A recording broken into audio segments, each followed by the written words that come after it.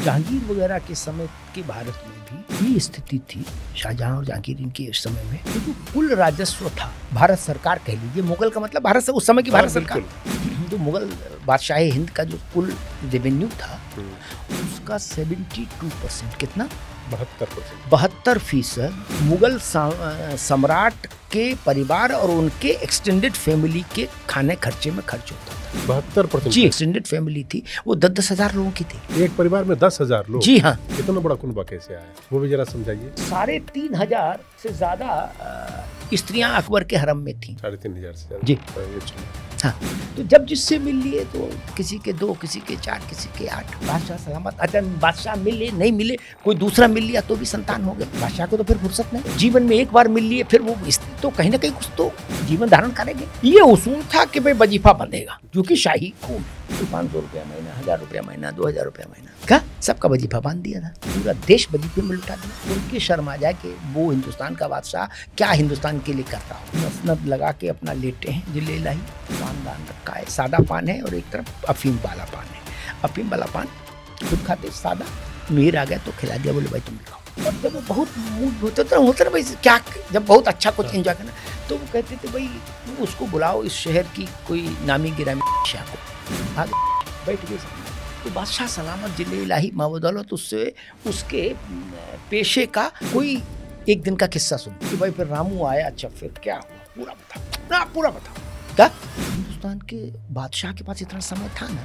पंडित जी ने चिट्ठी लिखी राजेंद्र बाबू, पंडित नेहरू के कार्यालय में आकाशवाणी को एक ऑफिशियल नोट भेजा, ये बहुत कम लोगों को पता, ऑफिशियल नोट कि इस तारीख को जो सोमनाथ में प्रेसिडेंट का फंक्शन है इसको टोन डाउन करके रखना है। ये नेहरू के कार्यालय से नोट गया लिखित में, मौके को तो मुझे कैसे पता होता। हाँ। लिखित में गया, किस कार्यक्रम को थोड़ा दबा के रखा। इंदिरा जी ने 77 में से नहीं इमरजेंसी के दौरान एक कालपात्र बनवाया, ठीक है ना, तांबे की शीट पर खुदबा के, ताकि वो हजारों साल तक चले, और उसको 80-90 फीट नीचे सुरक्षित रखवा दिया ताकि फिर वो अजर अमर। उसमें उन्होंने थोड़ा सा गांधी को तो स्थान दिया एक आध लाइन में, बाकी जवाहरलाल और फिर इंदिरा गांधी बोले इन्हीं के प्रयास से आज़ादी आई, और बाकी सबको हटा दिया। भगत सिंह, चंद्रशेखर, फलन, आज़ाद देश सब आउट कर। अगर भाजपा का जनता पार्टी की सरकार नहीं आती और वो कालपात्र खोद के ये लोग यमुना में नहीं बहाते उसको काट पीट के, तो 1000 साल बाद जब वो ताम्रपत्र कभी निकलता तो लोग उसी को सच मानते ना, सच तो नहीं था।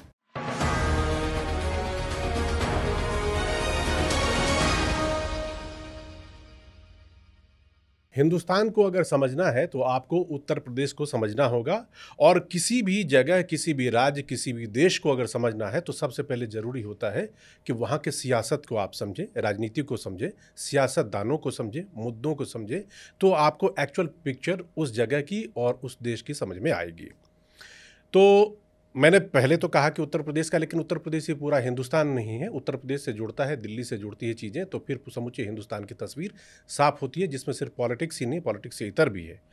तो आज मैंने अपने पॉडकास्ट में बुलाया है श्री अमिताभ अग्निहोत्री जी को, और अमिताभ जी की खासियत ये है कि वो देश का जो टेम्परेचर है, जो तापमान है, चाहे किसी भी चीज़ को अगर आपको आंकना हो तो बिना थर्मामीटर लगाए हुए भी पता करके बता सकते हैं आपको कि हो क्या रहा है, होने वाला क्या है, किस डायरेक्शन में हम लोग जाने वाले हैं।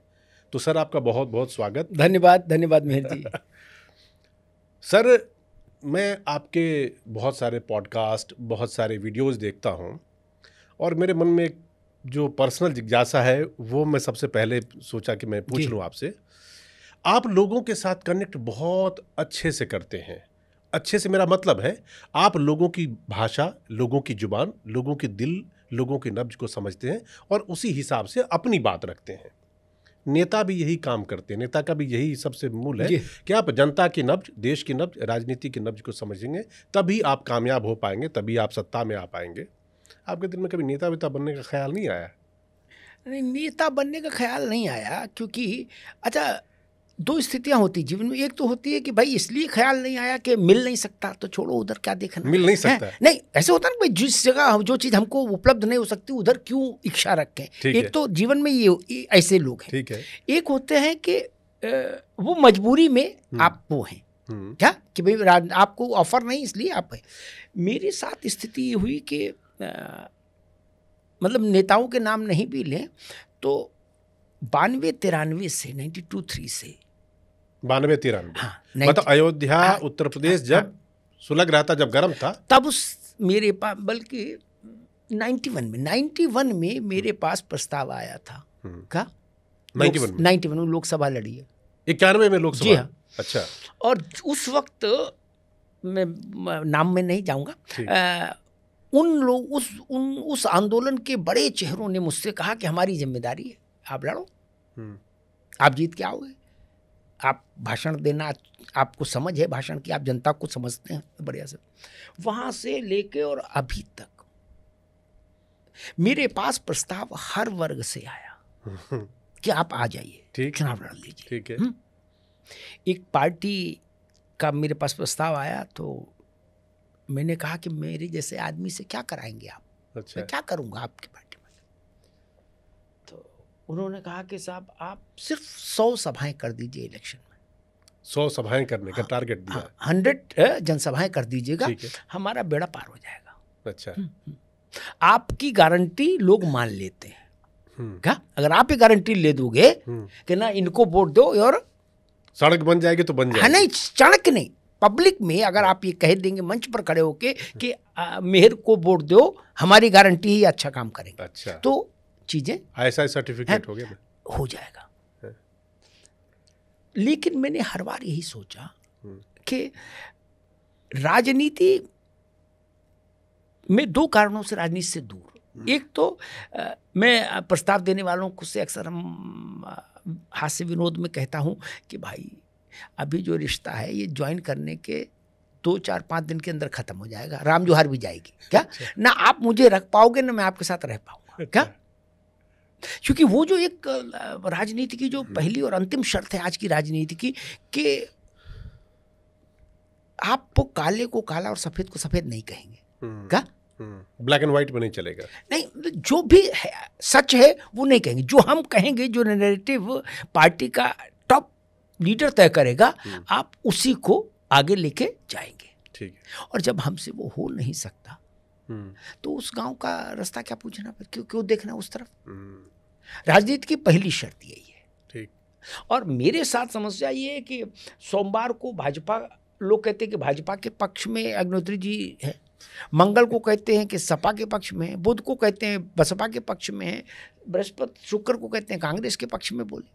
तो ये बात जब तक किसी पत्रकार के लिए चलती रहे तो मानिए वो ईमानदार है। और अगर किसी पत्रकार के लिए स्थायी तौर पर ये बात हो जाए कि भाजपा का है, तो फिर समझ लीजिए फिर वो वहाँ खत्म है। नहीं, फिर वहाँ कुछ अंदर खाने चल रहा है। अच्छा। कुछ लेन देन, कुछ सिस्टम वहाँ डेवलप हो गया। क्योंकि मैं अपने बारे में लोगों से सुनता हूँ जब, तो मुझे लगता है कि वो ये कहेंगे कि हाँ ये भारत के साथ हैं। क्या हिंदुस्तान के साथ? भारत के साथ। हाँ, हिंदुस्तान में भी कुछ चीजें मिक्स हो जाती हैं उस नाम में। अच्छा, भारत और हिंदुस्तान में फर्क है? फर्क है। अच्छा। वो जब भारत, वैसे तो फर्क नहीं होना चाहिए, भारत में छद्म आवरण वाले लोगों ने इतना नाश किया भारत का, कम जमहूरियत, कश्मीरियत, क्या क्या यत कर दिया है।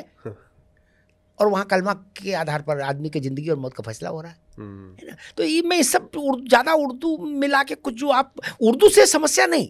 अच्छा। उर्दू के नकाब में आप जो सियासत फैलाना चाहते हैं, मेरी आपत्ति उससे।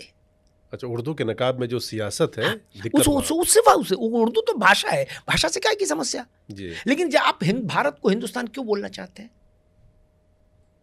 अच्छा, क्यों बोलना चाहते भाई? भारत ही बोल लीजिए। भारत को भारत ही रहने दीजिए। भारत को भारत ही रहने, भारत रहने में समस्या क्या? बोले नहीं, हम शेरवानी पहनेंगे तो हम हिंदुस्तान बोलेंगे, कुर्ता पजामा पहनेंगे तो भारत बोलेंगे। तो इंडिया कब बोलेंगे? जब सूट पहनेंगे, इंग्लिश सूट। ये मूर्खता तो नहीं कर सकता मैं क्या? मेरे लिए हर पोशाक में भारत भारत है। अंग्रेजी सूट पहनूं तो, धोती कुर्ता पहनूं तो, कुर्ता पजामा पहनूं, अलीगढ़ काट शेरवानी पहनूं तो भी भारत ही है। भारत में सबसे बड़ी बात क्या है कि हम लोग बैलेंस करने के चक्कर में पगला से गए। क्या बोले, एक छुट्टी इस धर्म की करनी तो दूसरी उसकी भी करनी है। क्या ये नहीं ठीक है? इधर चादर चढ़ाना है तो उधर भी माला चढ़ानी। क्यों भाई? क्यों? ये तराजू से तो देश नहीं चल सकता। किसी ने कहा कि अदालत, जब राम जन्मभूमि का फैसला आया तो अच्छा, उस आंदोलन से मैं जुड़ा रहा एक पत्रकार के नाते 3 दशक से ज़्यादा, और उसको ऑब्जर्व करता रहा। तो कहा गया कि भाई अदालत ने संतुलन बनाया। एक मंच पर मैं भी था और कुछ बड़े विद्वान लोग भी थे जिनका देश में बड़ा नाम है, तो गंभीर दिखते हैं वो चेहरे मोहरे से, ऐसे भी लोग थे। अच्छा। तो उन्होंने कहा कि, तो मैं जब खड़ा हुआ तो मैंने कहा भाई मैं इस बात से सहमति नहीं रखता। अदालत को संतुलन बनाने के लिए हमने नहीं रखा देश ने। क्या? अदालत को न्याय के लिए रखा है। संतुलन बनाने के लिए तो नेता लोग कब स्यापा कर रहे हैं क्या? जी, आप भी संतुलन बनाने लगे। आप न्याय के लिए हैं क्या? बोले उन्हें वहां तो मंदिर है और मंदिर ही बनना चाहिए, लेकिन फिर भी 5 किलोमीटर दूर 5 एकड़ जमीन मस्जिद वालों को भी दे दी जाए। ये गंगा जमुना रुमाली और तंदूरी रोटी, ये काम सुप्रीम कोर्ट का नहीं, ये कांग्रेस भाजपा सपा के लोग का है। Getting my point? आप समझ रहे ना? बिल्कुल। यहां से मेरी आपत्ति शुरू होती है। कोई मान लीजिए औरंगजेब खराब है, अपने घर के बाल बच्चों के लिए, पुरखों के लिए उनके बच्चा होगा क्या, लेकिन भारत के लिए खराब है। ठीक, तो ये बात पूरी दृढ़ता से क्यों नहीं कही जा सकती? इसमें किंतु परंतु क्यों लगाना? नहीं, उसमें एक चीज ना, आप चूंकि आपने बात छेड़ी है तो इसलिए मैं पूछता हूँ सर, कई बार ना सामयिकता की बात हो जाती है। कोई चीज खराब है तो खराब है, वो सदा सर्वदा से ही हो सकता है। कई बार उसकी टाइमिंग को लेकर सवाल उठ जाते हैं कि भाई अभी क्यों इस चीज की चर्चा हो रही है, वो जरा समझाइए। ठीक, वक्फ का मैं दूसरे उदाहरण से आपकी बात का उत्तर दे दूंगा, आप संतुष्ट हो जाएंगे। वक्फ का कानून जब आया, नया संशोधन, तो मैंने कई डिबेट की, तो मुंडे मतलब भिन्ना तमाम विद्वान टकराए मेरी डिबेट्स में। तो एक विद्वान व्यक्ति थे, उन्होंने कहा अग्निहोत्री जी सारी बात मान लूं, लेकिन टाइमिंग अभी क्यों? मैंने होल्ड करो, रुक जाओ भाई।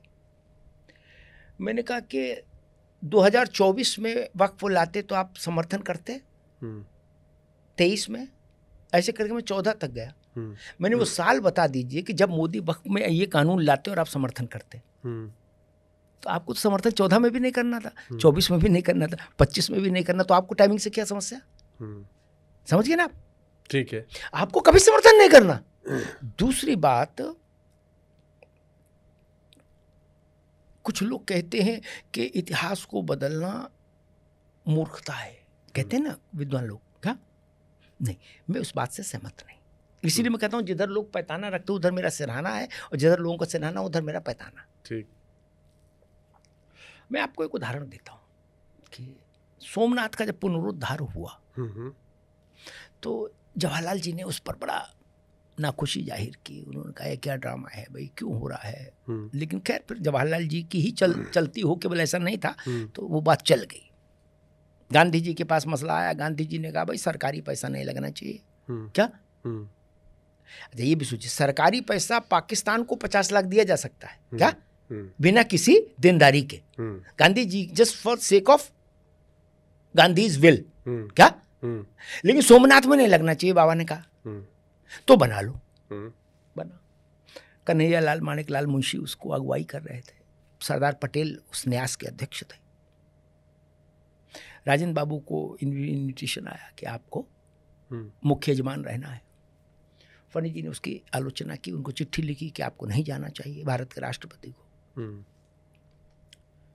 भारत का राष्ट्रपति देवा शरीफ, अजमेर शरीफ सब जगह जा सकता है, कलियर शरीफ, क्या? लेकिन सोमनाथ नहीं जा सकता। ये जो विचारधारा है ना, मैं कहता हूं कि सोमनाथ पहले जा सकता, कलियर शरीफ पर सोचा जाए कि जाना है कि नहीं। सोमनाथ तो सोचना ही नहीं। तो पंडित जी ने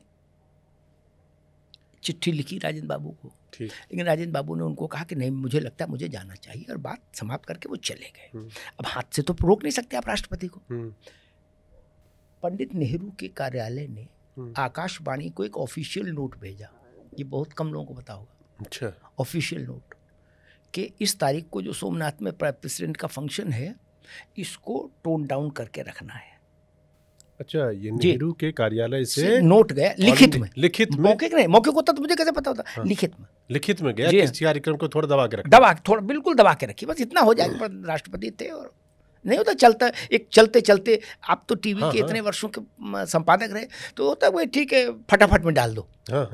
फटाफट बस बता दो कि छूटे भी ना, कल को ये कोई ना पूछे कि छूट गई। लेकिन इस पर हाइप नहीं लेनी है। अच्छा, खैर ये विषय नहीं बताने का, विषय क्या है इसे मैं सिर्फ इसलिए बताया कि हिपोक्रेसी। जब राजेंद्र बाबू खड़े हुए भाषण देने, तो बाकी तो भाषण बहुत लंबा है, लेकिन उसमें उन्होंने एक बात कही, वो अद्भुत कही, वो आपके सारे सवालों का जवाब है।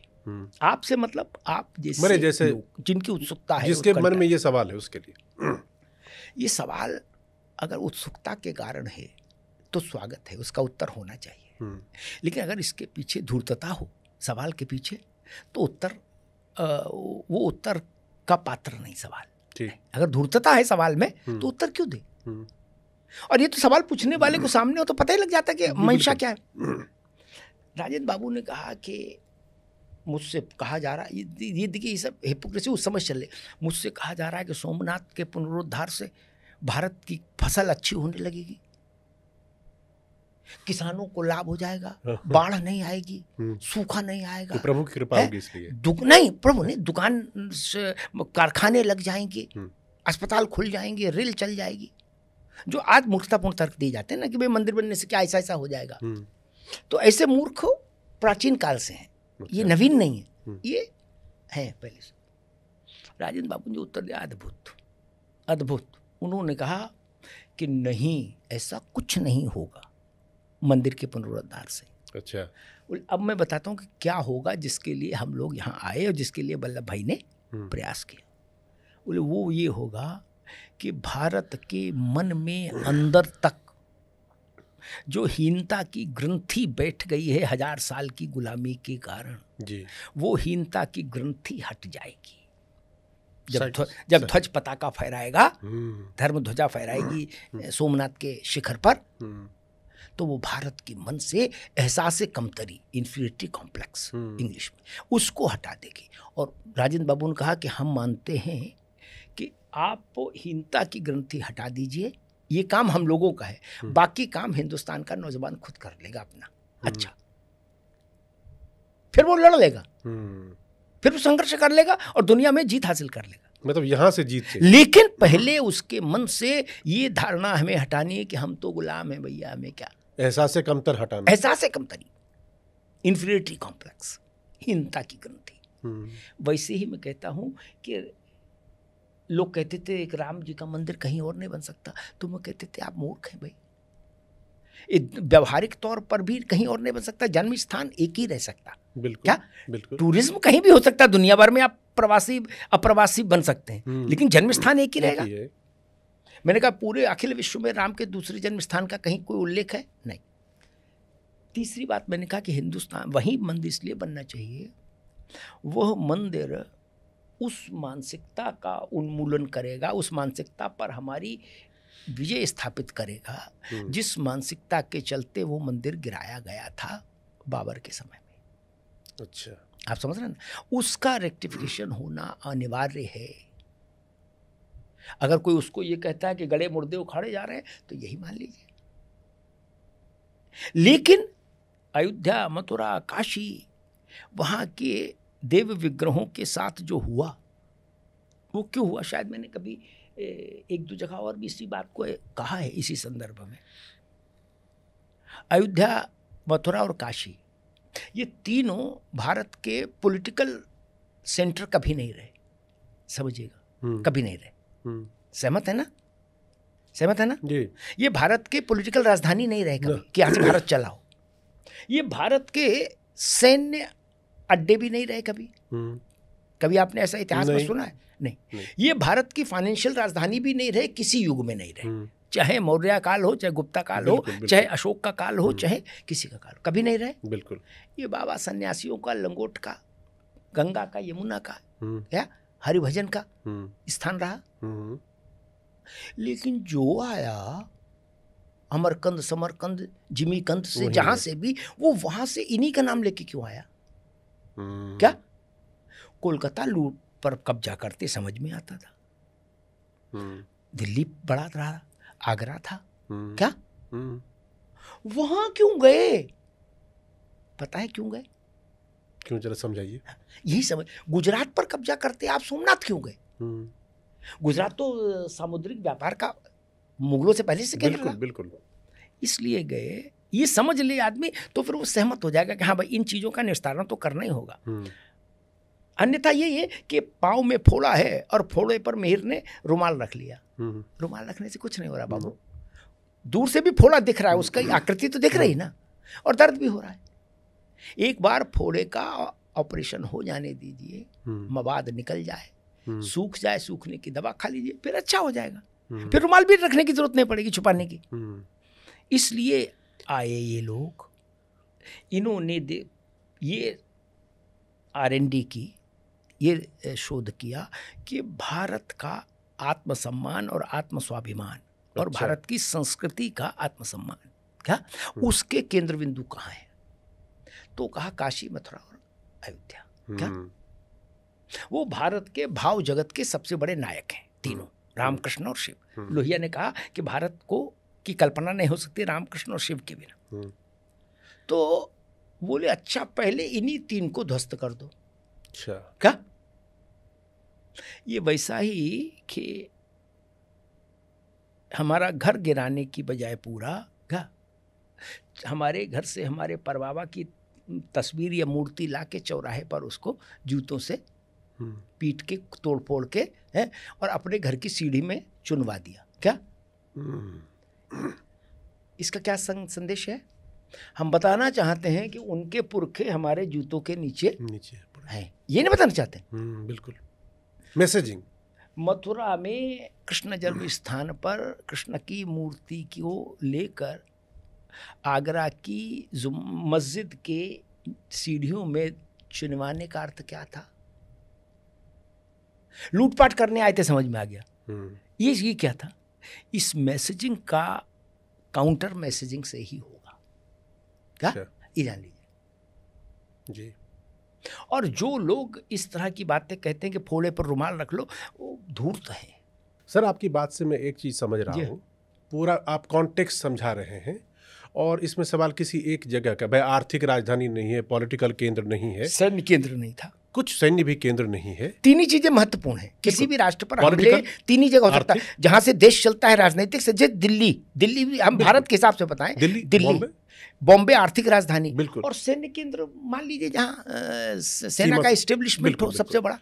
तो इसमें एक चीज जो मैं समझना चाहता हूं ना, क्योंकि मैं जब आपसे बात कर रहा हूं तो उसमें कई सवाल ऐसे हैं जो कि मुझसे कई लोग पूछते हैं, हम अपने हिसाब से जवाब देते हैं, और आपके साथ जब बात कर रहे हैं तो उन्हीं सवालों को मैं आप तक बढ़ा रहा हूं ताकि आप ही एक पर्सपेक्टिव लोगों को समझाएंगे। आपने कहा कि इतिहास बदलने की बात अगर हो रही है और मान लो सही तरीके से लिखा जा रहा है या बताया जा रहा है तो इसमें कोई दो राय नहीं होना चाहिए। मैं ये पूछना चाह रहा हूँ कि आजकल हुआ क्या है कि जो मैं देख रहा हूँ कि कुछ फिल्में आई, ठीक है, कश्मीर फाइल्स आ गया, साबरमती दिल्ली पे, फिर आपको छावा आ गया, अब जलियांवाला किले केसरी 2 आ गया। ये सारी चीज़ें जो आई हैं इसमें कहानियाँ हैं, ये फिल्मों की कहानियों में कई बार फिक्शन भी होता है, वो आप आर्टिस्टिक लिबर्टी भी कह सकते हैं, लेकिन जब इंसान देखने के लिए जाता है तो ये मान के चलता है, कई बार ऐसा होता है 90% टाइम लगता है कि यही सच है। ठीक बात है। तो क्या आपको लगता है कि ये एक के बाद एक के बाद एक के बाद एक जो चीज़ें आ रही है ऐतिहासिक परिप्रेक्ष्य में, कॉन्टेक्स्ट में, ये उस गलतियों को या पीछे की चीज़ें जो थीं उसको दबा हुआ, उसको हटा के, जो आपने कहा ना कि रुमाल नहीं चलेगा काम, रुमाल हटाओ, इंजेक्शन लगाओ, घाव ठीक करेंगे, और उसके बाद नहीं, उसके अंदर से पस निकालना ही पड़ेगा। तो वही किसी डॉक्टर से पूछ तो क्या ये वही पस निकाला जा रहा है? नहीं। फिल्म की बात आपने की, मैं दूसरा एक प्रतिप्रश्न करता हूँ। बताइए। आपने कहा भाई कहानियाँ होती हैं उसमें, ठीक बात है, एक रचनात्मक वो होती है, लिबर्टी सब दुनिया भर में है, कोई नई बात नहीं जी। तो हम ही लोग टीवी में कुछ करते हैं, शो, विशेष शो बनाते हैं तो कुछ उसमें चीज़ें डालते हैं। मैं एक दूसरी बात कहता हूँ कि जब इस देश में मुगले आजम आई क्या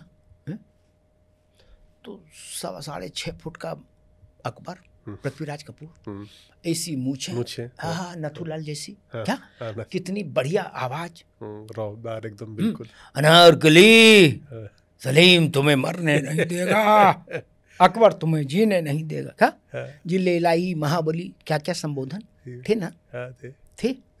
तब आपको आपसे मेरे आपकी तरफ जिनके सवाल आपने पूछा है उन लोगों के लिए मैं कह रहा हूँ जो आपके मुवक्किल हैं, क्या हाँ। तब आपने आपत्ति नहीं की। इतिहास कहता है कि 5.25 साढ़े 5 फुट मुश्किल से था अकबर, क्या दुबला था, एक पैर खराब था और बिकट काला था, क्या समझिए। अब ये तो समस्या यही कि वहाँ के समरकंद के लोगों में काला कैसे हो गया, इसका तो ननिहाल और ददियाल दोनों गोरा है, एक तो चिंपैंजी है, एक पक्ष तो आप समझ रहे ना, तैमूर और मंगोल, 2 रक्त थे अकबर में, पता है, हाँ 2 रक्त थे, एक नाना का पक्ष और एक, हमारे दर्शकों को थोड़ा आप समझा दीजिए उनके लिए। 2 पक्ष थे, एक नाना और एक दादा, एक तैमूर और एक मंगोल, मातृक और पैतृक पक्ष। तो दोनों बिल्कुल वैसे थे, लिंक खैर, लेकिन अकबर था काला। सबसे कुरूप राजा हुआ मुगलों का।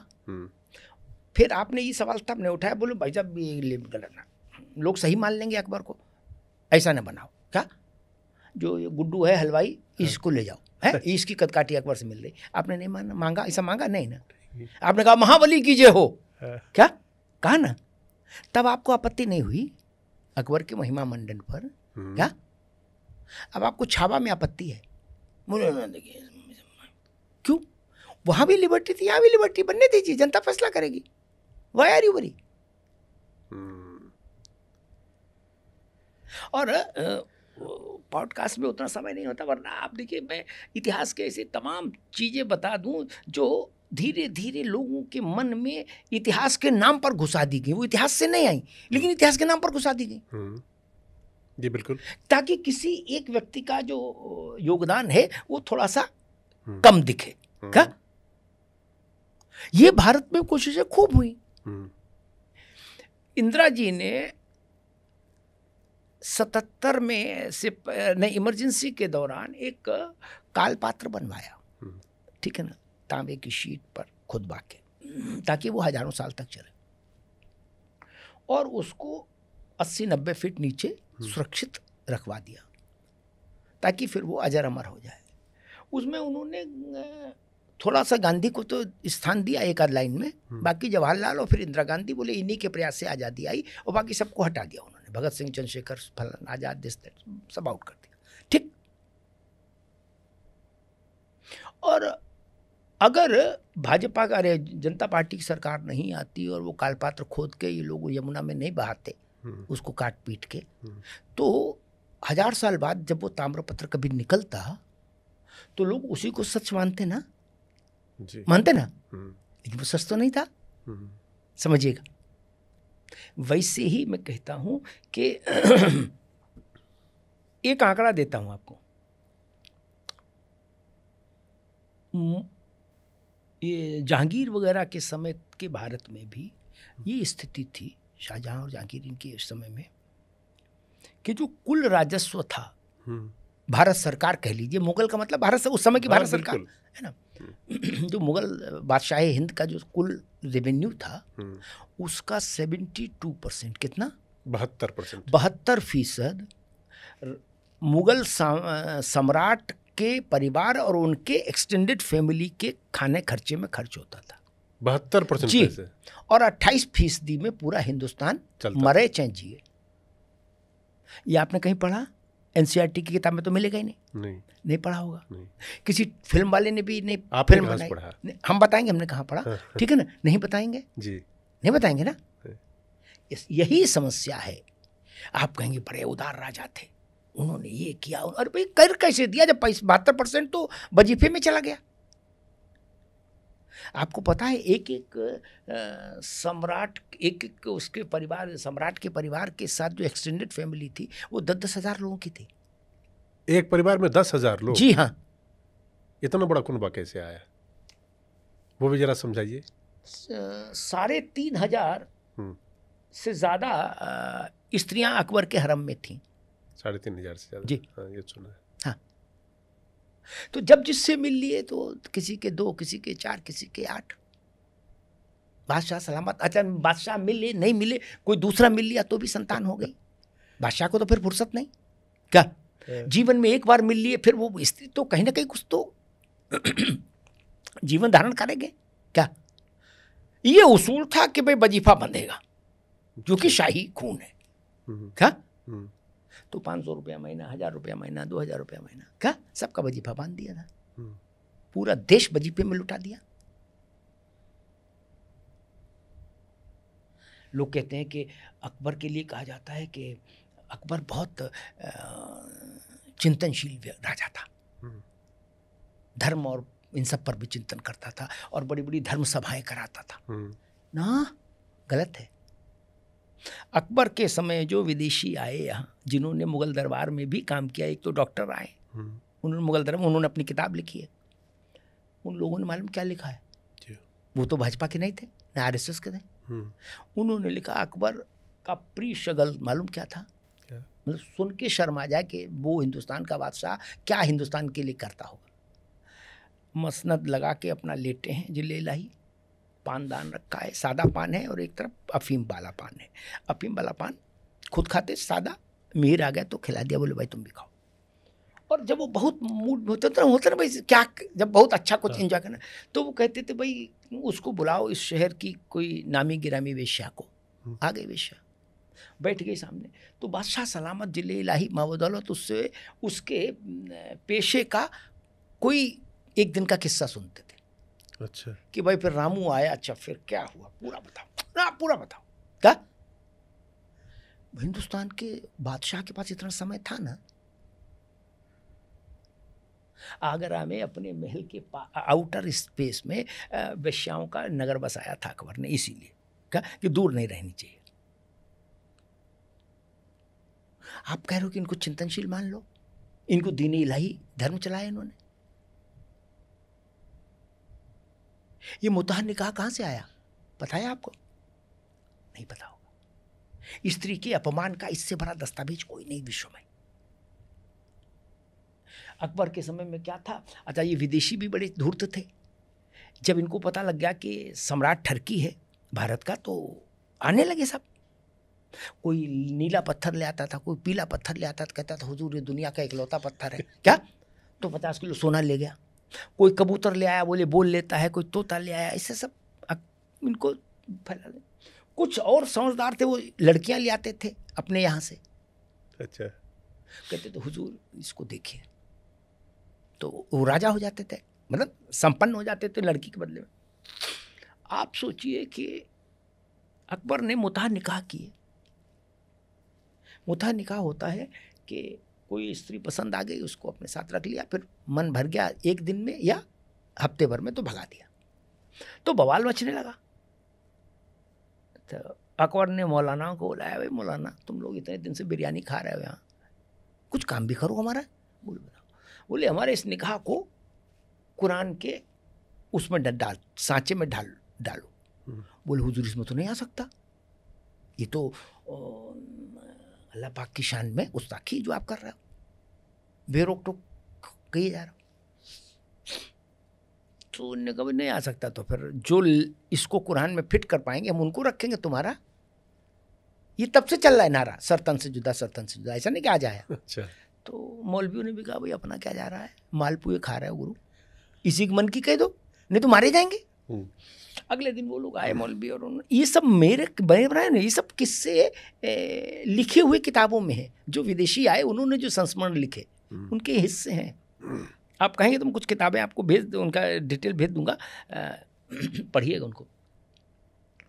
तो अगले दिन आए मौलाना लोग, अकबर ने कहा हाँ भाई बताओ।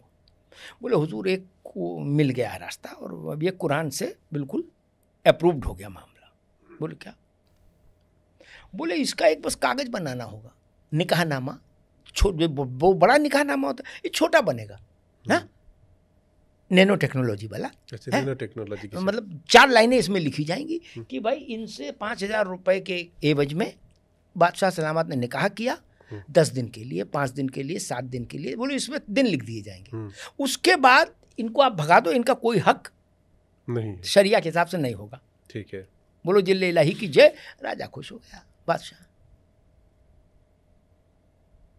आप सोचिए कि जिन लोगों ने देश पर ऐसे राज किया,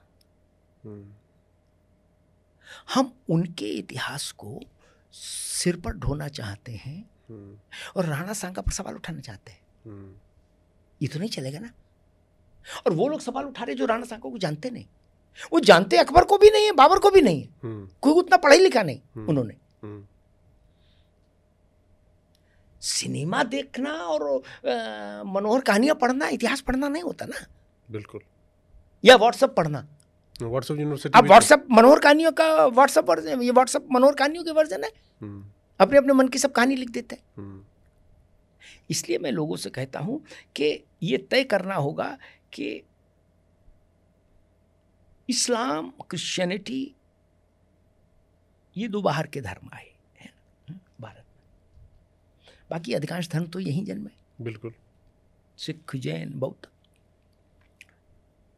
सबकी हदें देख लीजिए, इंटरनेट पर उपलब्ध है। क्या कब जन्मे, किसने जन्म दिया धर्म को और किस दिन दिया, ये सब उपलब्ध है। उपलब्ध है ना। बिल्कुल। क्या बिल्कुल। एक जन्मदाता और एक तारीख सब धर्मों की है, सिर्फ सनातन की नहीं है। कोई एक जन्मदाता नहीं, कोई एक तारीख नहीं, विश्व में कहीं नहीं। बता दीजिए। 10,000 साल की का कैलेंडर तो भारत का अब लोगों ने खोज लिया। 10,000 साल का कैलेंडर, आप सोच सकते हैं। और दुनिया का कोई धर्म मतलब 10-20 साल की लिबर्टी भी दे दीजिए, 2,500-2,800 साल से, हद से 3,000 साल के पार नहीं जाता। बताइए जाता है क्या? सब 3,000 के बाद के ही हैं। बिल्कुल। तो मैं लोगों से पूछता हूँ, हमारे यहाँ जो 3,000 साल पुराने मंदिर हैं, क्या 2,500 साल पुराने मंदिर हैं, क्या ये कुछ बता रहे हैं क्या? तो मैं लोगों से पूछता हूँ कि अगर बुद्ध के समय कुंभ लगता था और महिमा के साथ लगता था, तो तब तो इस्लाम नहीं था, क्रिश्चियनिटी भी नहीं थी। क्या? तो बुद्ध से पहले, और बुद्ध ने हिंदुओं सनातन से ही उनका वो हुआ, संघर्ष हुआ बौद्धों का। तो मैं कहता हूँ कि इस देश में जब कोई बाहरी नहीं आया था तो क्या था? तब सनातन ही था ना। तो इस भारत का मूल स्वर सनातन ही रहेगा। आप ये बताइए, जो आप मुझे बात कह रहे हैं उसको अगर मैं जोड़ूं तो आप ये कह सकते हैं कि हम जिस दौर से भी गुजर रहे हैं वो एक तरह से सांस्कृतिक अवेकनिंग का टाइम है क्या? हाँ, ये हमारे यहाँ एक वो तिथि आती है देवोत्थान एकादशी, उसको हम लोग लोक भाषा में देवोत्थान एकादशी कहते हैं, देवोत्थानी एकादशी कहते हैं लोग। तो मैंने एक बार कहीं कहा तो लोगों को बड़ा अच्छा लगा। मैंने कहा कि ये देवोत्थान का काल है, तिथि नहीं, काल पूरा काल है। और बनारस के घाट पर जाइए मेहर बाबू, वहाँ इन्फोसिस में काम करने वाला बच्चा, HCL में काम करने वाली बिटिया, क्या एप्पल का फोन हाथ में लिए है, कान में वो लगाए है, क्या बोलते हैं, और आरती में खड़ी है। ये 20 साल पहले मैंने नहीं देखा था। 20 साल पहले बूढ़े अपना धर्म कर्म में वही जाते। हाँ, मतलब बिल्कुल। जिनका घर वाले भी कहते थे कि अम्मा जाओ वहीं रहो, यहाँ कहाँ हमें भी तकलीफ दे रही हो, वहीं निपट लेना तो मोक्ष मिलेगा। क्या? बाकी बिहारी चले जाइए, उतनी भीड़, उसमें बड़े बूढ़े नहीं, बड़े बूढ़े तो अब जा ही नहीं रहे डर के मारे, भीड़ के कारण। इसीलिए तो मैंने कहा कि सांस्कृतिक अवेकनिंग का टाइम वो लोग जा रहे हैं जिन पहले लोग कहते थे भाई पोंगा लोग हैं, लगाए टीका घूम रहे। अब देख लीजिए, जो जीवन में सफल है वो टीका लगाए घूम रहे। सफलता का अगर यही पैमाना है तो अच्छी गाड़ी, अच्छा मकान, अच्छा फ्लैट। क्या अभी मैं नाथ द्वारा गया, क्या त्रिनाथ जी, हाँ, तो श्रीनाथ जी मतलब आर्थिक दृष्टि से अगर व्यक्ति को सफल होना कहते हूँ, तो वहाँ जिस पंक्ति में से मैं अंदर जा रहा था, वहाँ सब 1,000 करोड़ 2,000 करोड़ वाले लोग लगे थे। बिल्कुल। क्या मैं भी गया हूँ, मैंने भी देखा है वो तो। क्या जी बिल्कुल। क्या है? पहले लोग कहते थे दरिद्र जाता है मांगने, वहां तो मैंने अब नाम नहीं लूंगा, मैंने 10-10 हजार करोड़ वाले देखे। 10 कह रहे, मैं तो उससे भी बहुत ज्यादा वाले को देखा अपने साथ। आप समझ रहे ना वो क्या करने आए थे? ये भारत का पहिया घूम रहा है संस्कृति का, ये अद्भुत है। और यही भारत के, जब लोग कोई कहता है कि भारत विश्व गुरु बनेगा, तो भारत विश्व गुरु हो सकता है ऐसे में ना बने कि भाई कमीज ज्यादा कहाँ बनती, जूता ज्यादा कहाँ बनता, साबुन ज्यादा कहाँ बनता, उस सब में हो सकता ना भी बने। क्या भारत अपनी सांस्कृतिक चेतना के आधार पर क्या विश्व को नेतृत्व देगा, जैसे पहले देता था, सुश्रुत से लेकर और एक पूरी परंपरा। अब एक बात बताइए, सांस्कृतिक और अवेकनिंग की बात हो रही है और आप जितनी चीज़ें बता रहे, ठीक है, मैं इसमें एक चीज़ देखना चाह रहा हूँ, और वो जहाँ से मैं बात करूँगा वो उसका कनेक्शन फिर सियासत से जुड़ जाता है। हम लोग जब बड़े हो रहे थे, मैं अपनी बात कह रहा हूँ, तो अयोध्या अयोध्या अयोध्या राम मंदिर, ये हमारे दिमाग में, मनोमस्तिष्क में लगातार चलता रहा।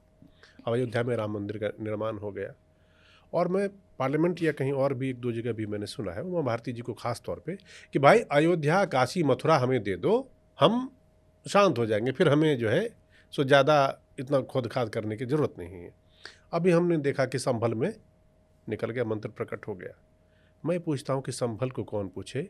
हिंदुस्तान में से न जाने कितनी जगह मंदिर होंगे जो कि दबे हुए, जिनको अगर खुदाई हो, जिनके बारे में खोज हो तो निकल आएंगे। आप इसको कैसे देखते हैं? ये एक एक जगह से खोद के निकाले और सांस्कृतिक पुनरुत्थान करे, या जो जहां जैसे उसको छोड़ दो स्टेटस को में? नहीं, मैं इस थोक में कोई जजमेंट इधर वाला भी मुझे मंजूर नहीं, उधर वाला भी मंजूर नहीं। ये केस टू केस ही सुना जाना चाहिए विषय। ये छोटा विषय है क्या? बोले कोई बैठा, उसने कहते सब छोड़ दो, अब जैसा है जहां है, कैसे हो जाएगा जैसा है? एक वर्ग की आत्मा का प्रश्न जुड़ाव है, मान लीजिए वहां से। मंदिर भूमिगत कैसे हुआ 125 लोगों को जिंदा जला देने के बाद, और कहा जा रहा है कि छोड़ दीजिए उसको? इस संभल में मंदिर इसलिए ना भूमिगत हो गया क्योंकि 125 लोगों को जिंदा जला दिया गया 1978 में। ये नहीं चलता, ये स्वीकार्य नहीं। ये फोड़े पर रुमाल मत रखेंगे तो फिर भुगतेंगे। अयोध्या की मुक्ति अवश्यंभावी थी, हो गई। मैं फिर कहता हूं, काशी और मथुरा की भी मुक्ति अवश्यंभावी है। आज हो, कल हो, परसों हो, वो होगी ही। कोई सत्ता रहे, कोई मंत्री रहे, कोई प्रधानमंत्री रहे, कोई मुख्यमंत्री रहे, मेरे इससे कोई फर्क नहीं पड़ता।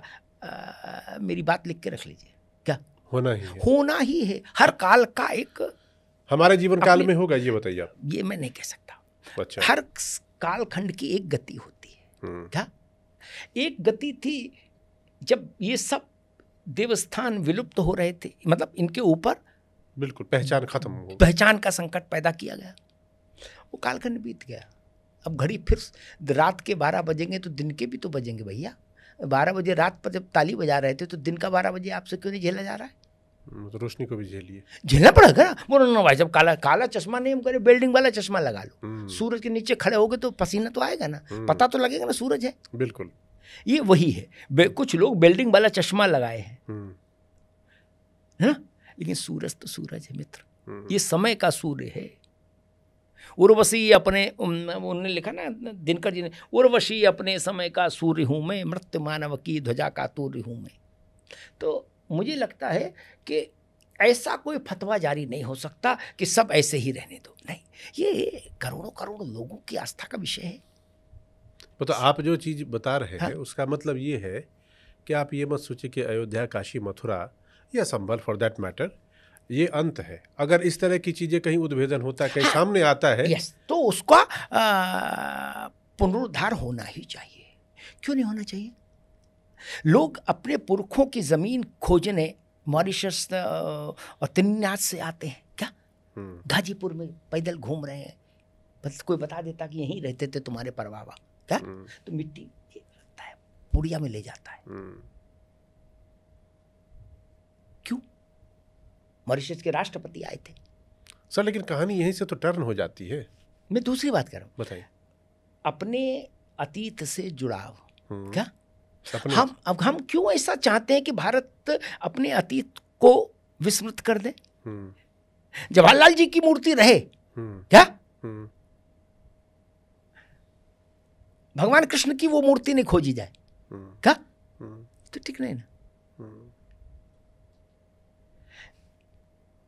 लोहिया ने एक बार कहा, बहुत अच्छी बात, पार्लियामेंट में, कि उनसे कोई विषय आया था, गांधी जी के नाम पर कुछ होना था, तो बिल आया पंडित जी के समय में, तो लोहिया जी बोलने खड़े हुए, तो लोहिया जी ने कहा कि भाई जवाहरलाल जी, सिद्धांतता तो मैं इसके पक्ष में नहीं रहता कि नेताओं के नाम पर ये सब हो, लेकिन गांधी जी मेरे गुरु थे, इसलिए उनके नाम पर मुझे आपत्ति नहीं, कोई आपत्ति नहीं, लेकिन ये नजीर नहीं होनी चाहिए। अच्छा, नजीर नहीं होनी चाहिए, ये अपवाद होना चाहिए। क्या बस गांधी जी। तो किसी ने पूछा कि भाई आपको आपत्ति क्यों? तो लोहिया ने जो बात कही, अद्भुत बात कही। इसीलिए मैं कहता हूँ लोहिया जी बहुत बड़े चिंतक थे। उन्होंने कहा कि लोकसभा अध्यक्ष से कि अध्यक्ष जी, मैं मानता हूं कि किसी नेता के मरने के 200 साल बाद तक प्रतीक्षा करिए, 200 साल बाद भी अगर वो नेता लोक स्मृति में जीवित रहे तो उसके नाम पर सड़क, जहाज, रेल चलाइए। 200 साल? बोले जो 200 साल भी नहीं जी सकता मरने के बाद, उसके नाम पर जिला और कारखाना रखने से क्या फायदा? फिर उन्होंने आगे गए, इस बड़ा आदमी, बड़ा विचारक, बहुत बड़ी बात कहता। उन्होंने कहा कि पश्चिम के वैज्ञानिकों का एक शोध कहता है कि कृष्ण का समय जन्म का 5000 वर्ष, बरकरी 52-5300 साल पहले का है। तो बोले सही गलत छोड़ो कि वो गणना सही है कि छोड़ गलत सही है, लोहिया कह रहे। बोले उसमें के अध्यक्ष जी 5200 साल, 5300 साल तक लगातार कृष्ण जी का जन्मदिन मन रहा है। क्या? बोले लोग अपने बाप का जन्मदिन भूल जाते हैं। क्या? राइट। तो बोले आदमी हो तो कृष्ण जैसा हो फिर, कि 5000 वर्ष बाद भी जन्मदिन मना रहा देश। कितना बड़ा संदेश है। सही बात। इसलिए मैं कहता हूं कि हम अतीत को छोड़ दें, खत्म कर दें, जस्ट इसलिए कि कोई नाराज हो जाएगा, ये तर्क नहीं। आप मुझसे ये कह रहे हो कि अमिताभ जी, आप अपने बाबा की और नाना की फोटो मत लगाओ घर में। मैं पूछूंगा भाई क्यों ना लगाऊं? बोले आपका पड़ोसी नाराज होता है। ये कोई तर्क हुआ? नहीं ना, हम लगाएंगे भाई। और हर देश का एक आत्म तत्व होता है जो उसका बेसिक फाउंडेशन है, स्वा जिसको हम बोलते हैं, बेसिक इंस्टिंक्ट। हाँ, वो क्या है भारत में स्वाभाविक, इस पे तो कोई तर्क वितर्क नहीं, वो सनातन के अलावा और कुछ हो ही नहीं सकता।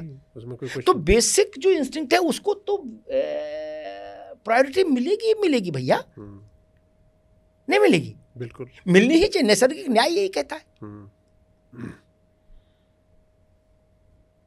बिल्कुल। हम कहते हैं जंगल किनका? जंगल में रहने वाले मनुष्य और जानवर और पेड़ पौधे, इनका पहला अधिकार बताते हैं ना उस पर, क्योंकि ये मूल है।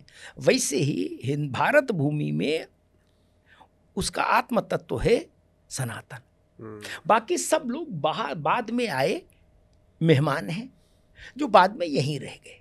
क्या जी? लेकिन उनका डोमिसाइल तो भारत का नहीं था जब आए थे, नहीं था ना? बिल्कुल, बाहर से ही आए थे।